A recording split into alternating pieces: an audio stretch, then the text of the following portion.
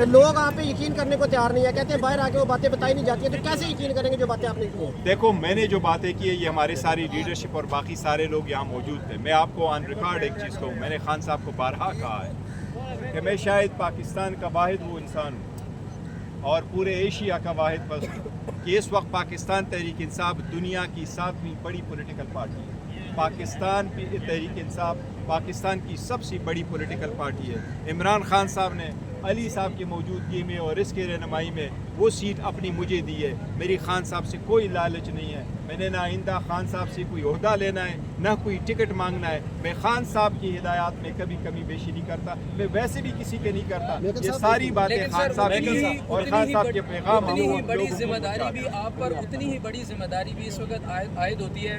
نہ تحریک انصاف کی طرف سے کوئی اسپتالوں میں گیا اپنے کارکنوں کا پتہ کرنے کے لیے تاکہ میڈیا کوریج ہی کم سے کم مل جاتی، نہ آپ نے ایف آئی آر درج کرانے کے لیے، نہ کسی کورٹ میں رابطہ کیا. اور دوسرا آپ نے کہا گولی کیوں چلائی، کیا آپ بتا سکتے ہیں کہ گولی کس نے چلائی؟ دیکھو گولی کس نے چلائی کوئی ایشو نہیں، جس نے بھی چلائی غلط ہے، یہ انکوائری ہوتی ہے. ایک جہاں تک آپ کہتے ہیں کہ کون لوگ گئے کہاں پر ہوا، ایسی بات نہیں ہے.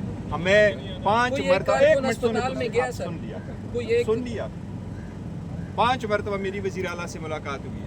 13 مرتبہ ہم نے پولیٹیکل کمیٹی اور کور کمیٹی کی میٹنگ ہیلڈ کی ہے. 17 پولیٹیکل لیڈر، میں ہر چیز کا ریکارڈ رکھتا ہوں. 17 پولیٹیکل لیڈر میرے گھر آئے.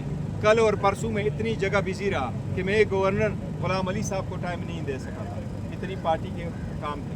میں مولانا گل نصیب صاحب آ رہے تھے، پارٹی ہی کے کاموں میں اتنا بزی تھا کہ وہ اس کو ثوابی جانا پڑا. تو ہم سارے لوگ بزی ہیں بشمول اس کے سلمان راجہ صاحب کے، سب کے ہر اپنے اپنی جگہ کام کر رہے.